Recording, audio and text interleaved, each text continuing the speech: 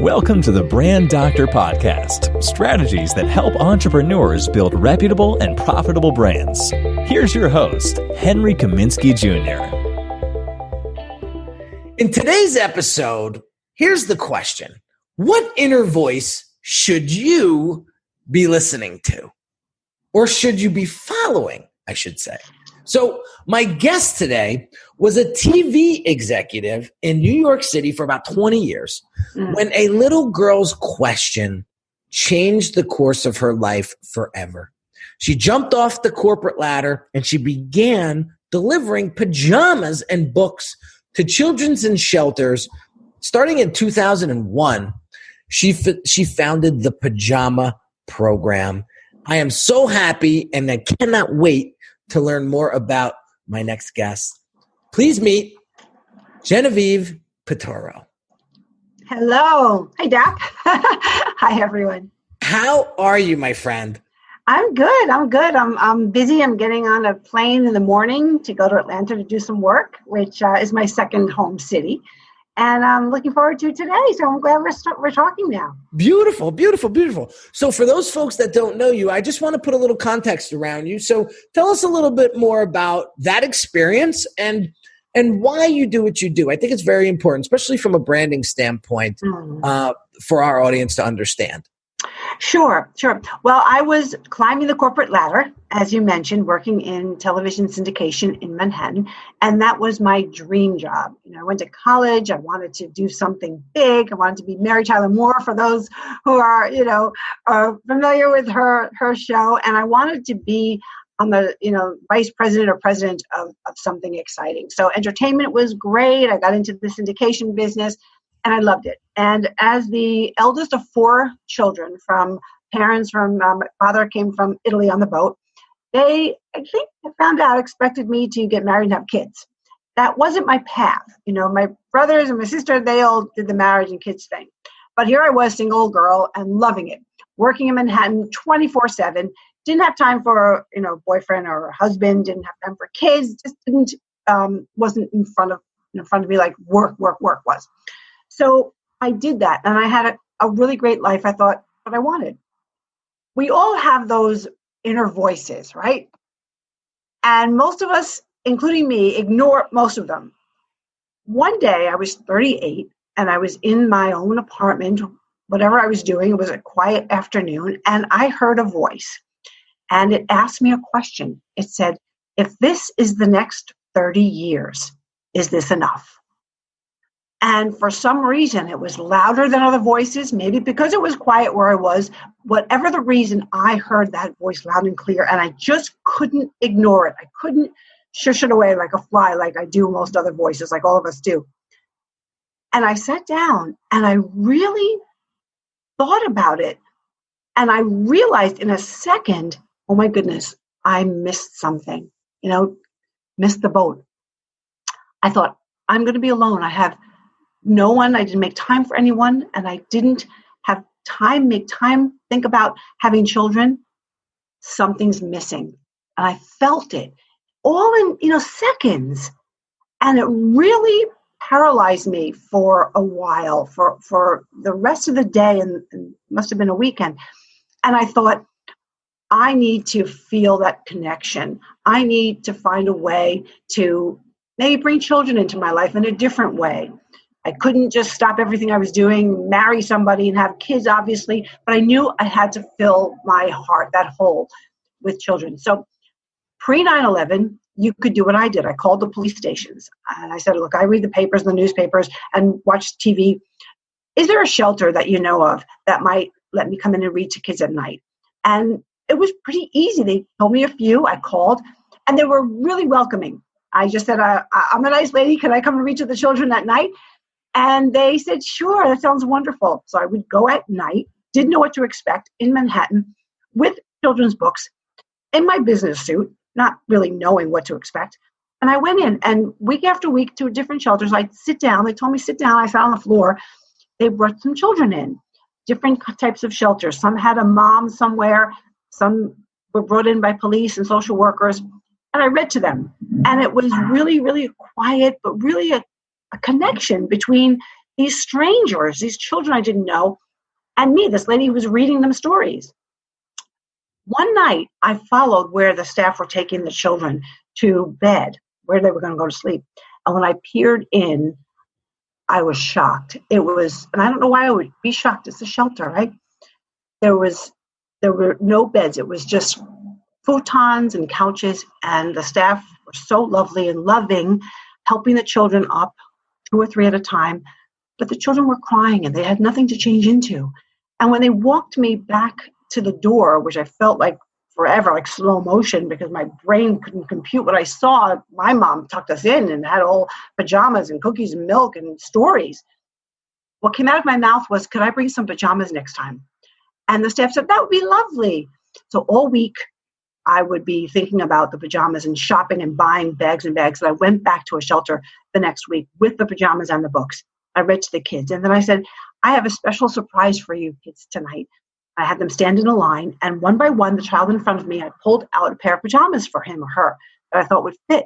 And the staff person took each child with the pajamas and the book I gave them back to that room to change and go to sleep. One little girl halfway through wouldn't take the pajamas. She just kept shaking her head like this. She was quiet all night. She wanted to watch me give them out to the rest of the children. And when there were no children left but her, I went back next to her, knelt down, held out the pajamas that were pink, and I said, honey, I think these are going to fit you, and they're pink. And I had her touch them. And she was wearing like a lavender shirt that was tight, and her ponytails were lopsided, and her shoes were 3 sizes too big. I said, these are going to fit you just right, and I know you're going to love them. And she said, what are they? What are pajamas? And that changed everything. That moment, that question, I was just blown away. And I looked at the staff person because I thought I heard the child wrong. And the staff person said, she doesn't know what pajamas are. And here I am explaining to this little girl what pajamas are. With the staff person, we changed her. She lit up, and they took her into the room to go to sleep. And from that moment, it was as if there was no career, just children who needed pajamas in my life. And that was the beginning. Wow. What a beautiful story. I mean, you never know. If you had asked me the day before if anything could have changed what I was doing, I would have said, no, I love what I'm doing. But you never know. You never know what's really, really your job to do. Wow. So fast forward, what does this look like now? Well, 20 years ago, this year is when I met the little girl, and Pajama Program is 18 years old. We got our 501c3 in 2001, and we have 63 chapters around the country. We serve every city, every state, and we're past 6 million pajamas and books to children around the U.S. and in some cases across the seas too, when we have been contacted and under circumstances that are helping these similar children we'll give to overseas. Oh my God, this is so amazing. I am so happy that I reached out to you and learned more about this. Thanks for letting me share this. Yeah, for sure. And I know my audience will be probably knocking at your door after this episode, because my audience is extremely loyal and they will back anything that I back. And this is something amazing. And I would love to hear, my wife would die to be part of this as well, because she joins the women's club here. It's the junior women's club here. There's multiple chapters, and she loves to do things like this. And we have a 21-month-old son.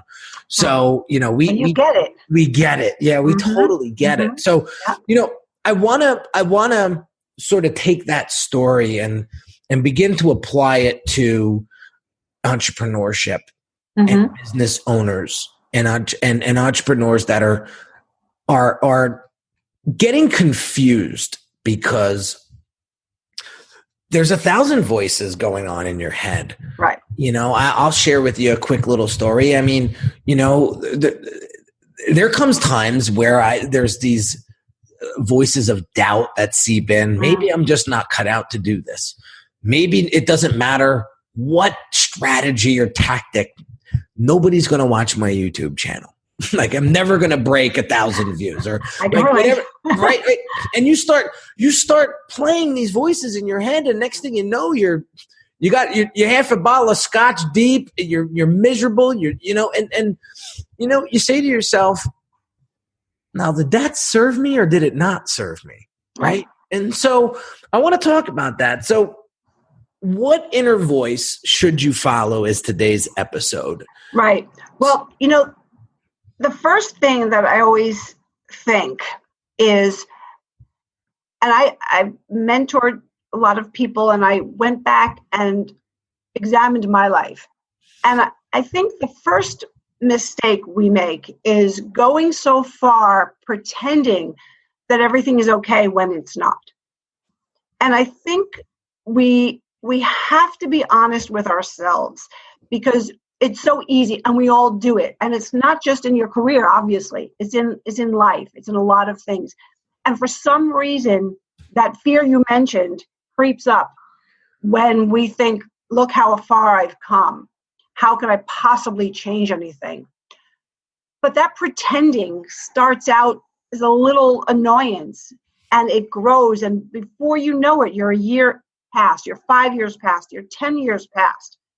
And if we realize that in the early stages, I think we'll be prompted and more courageous to take that step, because there's nothing worse. And I do the rocking chair test a lot. There's nothing worse than doing that rocking chair test and picturing yourself in that rocking chair at 85 years old, alone in your bedroom, and thinking, so I was too afraid to make a move. And all these years, I pretended everything was okay. Wow. So I think if we're honest with ourselves, and I know it's not easy. I've been there. I go through it too. But I think that's the very first step. And especially if it's something you're doing 9 to 5, I think we have to stop pretending everything is okay when it's not. I think I want to add to that, because I think that's very, very important. I think the other thing I want to add to that is my wife and I struggle with this a lot, because I have a tendency to not really give a damn too much about what other people think. Like, I abolished embarrassment from my vocabulary and from my existence. Like, if my baby's crying, and he's a blessing. He rarely ever does this. If he ever did it at all, say we're in a restaurant and he starts wailing, you know what I mean? And this intensity comes over you, like, oh my God, there's other people trying, and you start to get embarrassed. Mm-hmm. I was like, there's nothing to be embarrassed about. So the point I'm trying to make is this. There's a lot of folks out there that are so petrified of what other people are going to think of them if they blank, fill it in, right? How does, and those voices will constantly be in their brain going, yeah, you better not do that because so-and-so will think you're blank, or so-and-so will think you're that. And let me just ask you a question. If you continuously listen to those voices, will you ever accomplish what it is that you want? No, obviously the answer is no. But what I try to remember and try to tell somebody who asks me something like that is, you have those inner voices. We're not talking about the ones that change all the time. Oh, I think I'd like to grow flowers. Oh, I think I'd like to help seniors. My uncle, I'm really good with him. Or I think I'd like to build things. If it's not a repeat, almost annoying nudge, it's not the one that's the change. The change is that voice that's telling you often enough, I really feel for those dogs. I really, really, I can't stop thinking about what I could do to bring change to seniors. Or, I really feel your heart, point to yourself. We point here when somebody says, point to yourself. We don't point here. It's what this is saying. Where do you feel drawn to repeatedly? So we're not talking about, I can make ice cream. I think of a new flavor, hot tamale and pistachio combined would be a great flavor. And then the next day it's gone. It's that repeat nudge that is pulling you in a different direction. Forget the naysayers for the moment, because once you make that commitment to yourself, and I'm I'm not suggesting anybody go out and quit their job because they want to work with animals. But there are so many ways I work with people to get them into that group. You can make some calls, you can visit, you can find a mentor, you can keep your job while you explore it, but make a commitment to a way in, to spend some time. You might find that in time you do want to make this a full-time job, but you might find that doing it once a week for an hour or a few hours a month will fill you up enough. And that's the voice you listen to, the one that's repeating itself and the one that you can commit to doing something. Because if it really is your heart voice, the one that you're supposed to be listening to, it's not going to be a problem to find an hour a week. But it might become a problem to keep mixing flavors for ice cream an hour a week, because it's not really what's giving you that life in your heart. Yeah, I hear you loud and clear. You talk about these heart voice messages, and I wanted the folks to get an understanding a little bit deeper into what that actually is and how they can start to apply that in their life so that they can accomplish what it is that they want to accomplish with their businesses. Mm-hmm. Well, once you identify what is that voice that's repeating, so whatever that is that's taking you on a little mind trip to another job or another setting, like I said, find some time to really delve in. See who you can talk to, see what you can visit, see what you can do on a volunteer. Spend some time wrapping your head around a piece of that. Then you will know where you fit. If it keeps coming back, then you'll find a place to fit in there, a big place or a small place, and you'll know how far to take it. But you'll know because you're connecting when somebody is talking about the situation or the topic. You'll know. I use this analogy. We all know Adele, the singer, right? Came from nowhere, we say, right? Of course, it's years and years of her singing until Hello. You know the song Hello that she sings? Mm-hmm. Massive hit. Why? I think because she is singing about something we all relate to. There's that human connection. Who of us has not been in love and watched someone walk away? Who has not seen that person after years with someone who doesn't know that feeling that she sings about? She captured it. And when you capture something and you're talking to somebody, in her case, to all of us at one time, you feel that connection. And if you're speaking to somebody who is working at a kennel or is working with animals in therapy, and that's what you're interested in, you will have the exact same feeling that that person has, and there'll be that connection. You'll feel it in your heart. It's not about this. It's about losing yourself in whatever you're talking to this person about, whatever the emotion is. And it's just, it's magical. It really is. And I've spoken on stage before, and I've gotten that feeling.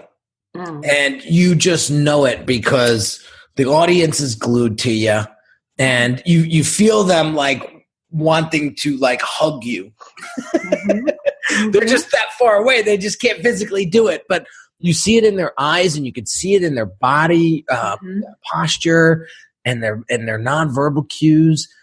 And it is a beautiful feeling. And so, you know, there's a bunch of things here that I want to discuss in the doc's prescription here, but the three things that really, really light up for me as you continue to tell your story and share your insights, which were beautiful, by the way, was it started with being honest with yourself. Mm-hmm. And starting from there and asking yourself that question. I would challenge you guys to ask yourself the same question that voice asked Genevieve, was, if you fast forward 30 years from now, is what you're doing right now enough? That's a tough question to answer. And I can promise you that for the majority of the folks that I know that listen to this podcast, and there's a lot of you, I would say that the answer is no. And if the answer is no, what are you waiting for? Get out there and make it happen, because time is not infinite. And I love, which brings me into the second point. I really want you guys to start doing the rocket chair test. This is the first time I ever heard of this. So this is really good. Oh, yeah. Yeah, this is really good. A long time ago. It really works. It really scares you. Works. It's very powerful. Yeah. You know, you're 80, 90 years old. You're rocking in that chair. You're thinking back. You know, I have a grandfather on my in-laws. My grandfather-in-law, I guess, right? Mm-hmm. Mm-hmm. He's 95 years old, and he's not a happy man. And it's sad. It's really sad to see, because like he lived a very tough life, was at war, World War II, and he was, you know, he's on a sinking battleship and he survived and all his friends died. It was awful, you know, and he never had much education. He became a golf caddy, believe it or not, but he became the best golf caddy. He's in the Golf Caddy Hall of Fame. And so but I know that he sits there and he looks back and he's like, I could have got an education like my wife. I could have done so much more with my life, but I didn't. And that was my choice, right? But I know deep down he's not happy. And I'll be honest with you, Genevieve, I'll be damned if I'm 95 years old, still walking around this planet all miserable and pissed off. Mm-hmm. I will be the happiest 95-year-old man you ever met. Because I honest to God, I mean, listen, if something happened to me today, I can look back and say, you know what? I gave it everything I could to this point. Right. And I will continue to live my life like that, because you don't know my story, but, you know, when I was 2, I almost died. Prior to that, it took my parents 16 years to have a child. They finally have a child. Then that happens. You know, and you hear the story growing up and you say to yourself, shit, I'm on borrowed time here. And that was the story that I told myself my entire life. And I, honest to God, believe that it is what brought me all my happiness and what I have today. Mm-hmm. And so you got to really ask yourself the story. And what story are you telling yourself? And what story do you want to tell yourself when you're 95? You know? So I share those with you because I really don't want to see anybody. And I said this on a recent interview myself. Last thing I ever want to do is see you 30, 40 years from now and you tell me, you know, I should have listened to your advice back in 2019 and here we are, you know. And I don't know about you, but I have a favorite movie, and it's The Bronx Tale. And the point of that whole movie was the saddest thing in life is wasted talent. And I truly believe that we all have a superpower. We just need to find it. And sometimes you're going to find it through your peers. Sometimes you're going to find it yourself, like Genevieve did, you know, via that voice. And so very, very important points. Now, the question from the community today is this. This one's sort of like a trick question. Me and Genevieve were trying to figure this one out before we went live, but we hammered it out. And so I'm going to give you my answer, and then Genevieve's going to take a stab at it. So the question for today is, how do you separate what you have to do from what adds value to your audience? So I broke it down and I said to myself, okay, so the question really is, how do I manage my time properly? How do I get things done that I need to get done, and at the same time provide value to my audience, to build the relationship and build that respect, the credibility, the trust for them to do business with me later on? And I would share with you this, and I'm sure you've heard this on occasion, but do what you do best and delegate the rest. I mean, that is the best way to handle that situation. There's a lot of things that I could do inside of my business, like bookkeeping, like billing, like uploading videos to YouTube, like publishing podcasts and all of that. but that's not a good use of my time. Where I need to be is providing value for my audience. If I don't do that, then I don't have a business. So you might be asking yourself, well, how do I get started? I'm stuck. How do I hire this and that? Listen, take baby steps. Find a project manager online. You can go to, I use a resource, greatworkonline.com. Go check them out. Pam is the CEO. She's also the lead project manager in my business. And she has helped me scale exponentially over the past 4 years just by taking a lot of the heavy lifting off of my plate so I can focus in on what do I do. So that's a resource right there that you can really just start using your time more wisely. And that's what I got for you. I mean, I could talk this is a whole nother episode, to be honest with you, but I'm gonna pass it over to Genevieve and ask her, how would you answer that question? Well, I'm going to answer you the way I would have answered you when you asked me. And the first thing that came to my mind was, who cares? When you make a list, as I do every day of the to-dos, I look at the list on my smart days and I cross off the one that nobody cares if I do it. And if I'm supposed to be speaking somewhere, if I'm supposed to be meeting people, that's what I have to do because they care. I'm there because they're taking a chance on being with me, on maybe I can help them in some way. They care. So that's what I look at. If I have to organize my files, if I have to organize my socks, I don't care. Everything and anything that's on the to-do list, I look at it and I write next to each one, who cares? And if it's the people that I care about, that I'm working for or want to be in front of, if they care, if I do that, that's what I do. I love it. That is so easy. Sounds a little crass. Who cares? But that's what I thought of. That is so simple and easy. I love it. And I'm not, that is brilliant. Listen, we are so busy. We are so busy and we are so inundated with information these days. Isn't it a breath of fresh air, guys, that you get a simple answer like that? Who cares?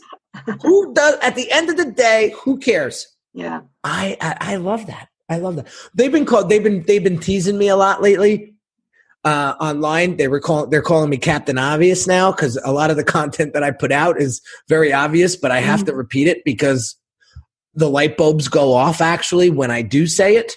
And I tell them, I can get real complex on you. Are you even going to do it then? Probably not. But if I break it down to you in a very simplistic format and have you focus on 2 or 3 things at the most, right? And it could be as simple as, like you mentioned before, you said, oh, what was the thing you mentioned that I was just like, bam. Oh, what did you say? And I was like, this is perfect for branding. Oh, the feeling. Oh. The feeling. Yeah. The feeling that you make people have. That's what it's all about. That's what it's all about. Yeah, and it's common sense. We feel, don't we? Yeah, you make somebody feel happy. Are they going to come back and order more? Yeah. Probably. Yeah. That's what it comes down to. It's so simple. We need more happy. Yeah. I have a shirt. My thing is find your pajamas, find your purpose, do more of what makes you happy. And I have a shirt that I wear that says, do more of what makes you happy. We need that. We do. There's very little happy right now. I know. And it's sad. And I don't want to see that. So embrace the happy and embrace that inner more of it. To wrap it all up, to embrace that inner voice that is encouraging you and wanting and giving you what you need to succeed. And I'll tell you, this is a great little book. I'm almost through it. I got it a day ago and I almost blew through it already. But Just One Thing by Rick Hansen. Mm-hmm. What a beautiful little book. I'll tell you. My book suggestion for the day is go pick that puppy up because it'll get you thinking. It'll get you thinking. Good. Genevieve, where can people learn more about you and what you do? Well, it's my name.com, GenevievePiturro.com. And you can find me there and email me. And I'm good on email because if somebody cares enough to write, that's one of those things that I will write back. So do you already have it on a podcast? What's that? Do you need me to spell it, or can people? I'll drop it in the show note. Okay. Yep, I'll drop it in the show note so they have it. And if we do put this on YouTube, we'll put it on the description as well. So it'll be right underneath the video. So yeah, go check her, and also check her out on LinkedIn. That's how we met. So she's active on LinkedIn, which is a good thing. So that is, I have to tell you, what a great story. I felt like, honestly, you were talking before, like when we first started this episode, I'm not going to lie, I literally felt like a 10-year-old boy listening to a beautiful story that like really, really humbled me. And like, I felt something come over me as you were speaking. And cause I have a story, and not to go too off track, but I have a quick little story. And I never shared this with anybody, and I might have, but it was very, very long ago.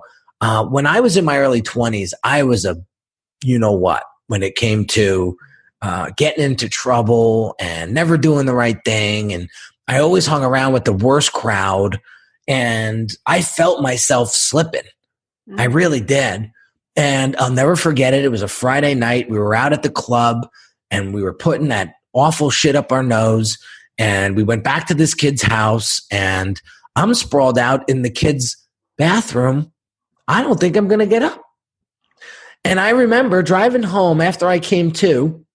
I'm driving home, and I call my girlfriend at the time. She wasn't my girlfriend, who I became close with. And I told her what happened, and she's given it to me because she gave it to me straight.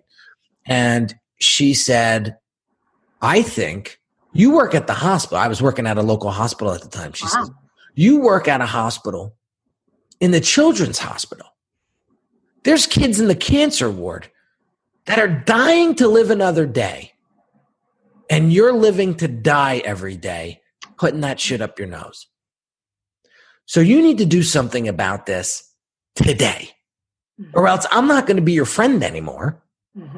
And honest to God, and she grew up in a pretty tough neighborhood. She said, I could tell you what happens to kids like you if they don't shape up.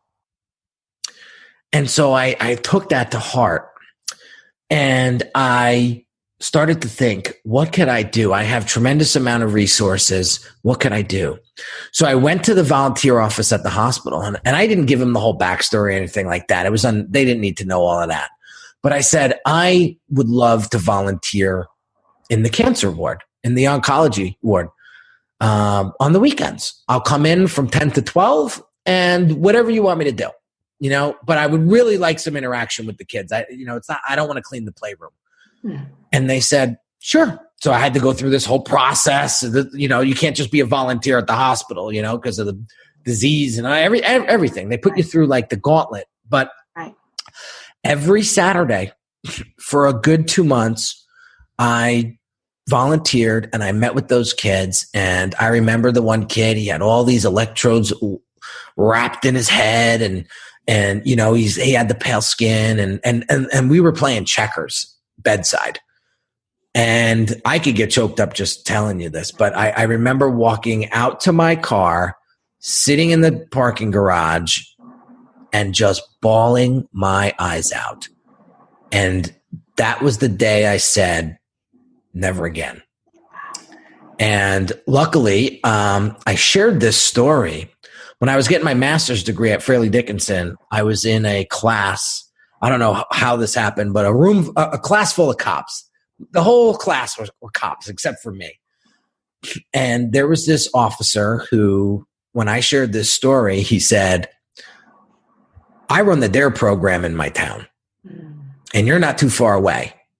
Would you want to come in and share this story? And I was like, well, I don't know. These kids are young. We're talking 7th, 8th grade. Are they going to be able to handle it? Right. And so I said, and I committed. Yeah. I committed, and I said, we'll figure it out when we get there. So here's how I approached it. So I got in front of he would introduce me. I would walk into the class, and the officer would introduce me as his friend. And he would say, Henry has a really interesting story that he wants to share with you about someone that he knew. And so I told this story, but in more detail, right? But I didn't say it was me. right? So all these little eyeballs are staring at me. And as I got to the end of the story, I said, you want to meet this guy? Because I brought him with me. He's outside. And they were like, yeah, we want to meet him. Yeah, we want to meet him. So I would go outside. I would wait a couple of minutes. And I would walk back in. And they're all like, well, where is he? And I was like, you're looking at him. That was a great way to shock them into just the truth. And because that is the age, you know, you got the right age to talk to. Let me tell you something, you know, the look in their faces, you could see the white in the eyes from the kid in the back of the room, you know, and I'll never forget. So I did that for like 3-4 years with Joe, and who knows what that did to those kids, you know, but it was something that I thought had, and that's how I rehabilitated myself. Yeah, sure. You know? I see that. Yeah. And that was great. And so I want to share that with you guys today, because I want you guys to realize that, like, no matter how hard it gets, no matter whether or not you feel like it's the end, it's really not. It's the end when you say it's the end. And I want to encourage all of you guys to just keep pushing. And when that inner voice starts to creep in, trying to talk you out of whatever it is you're trying to do, hush it down, do it politely, and go the other way. And you will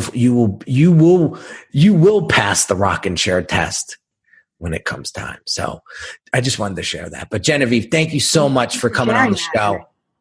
That was awesome. So there you have it, guys. Just a quick wrap up. If you haven't subscribed to the channel yet, hit the subscribe button right now. If you're on iTunes, drop us a quick little written review. I would love to hear from you. If you're getting value from this show, I want to know about it, and I will definitely shout you out. If you have questions or comments, and you want to continue this conversation on YouTube, drop some comments below. And you know how responsive I am. I'll get right back to you with some answers and help you out. And then last but not least, guys, the Brand Yourself course is now available. Brand new. It is the blueprint. It is my 13 years of experience as an entrepreneur, all bundled up into a 4-hour course. I left no rock unturned. If you're looking for a strategy, if you're looking for direction, if you're looking for accountability, this is the course you must take in order to sort of get the unknowns out of the way and to help you get to where you want to be a hell of a lot faster than how you're doing it right now. So grab that course. The link's in the description and in the show notes. Have an amazing day, guys, and I'll catch you on the next episode. Take care. You've been listening to the Brand Doctor Podcast with Henry Kaminski Jr. To get your appointment with the doctor, visit Brand Audit at www.uniquedesigns.net.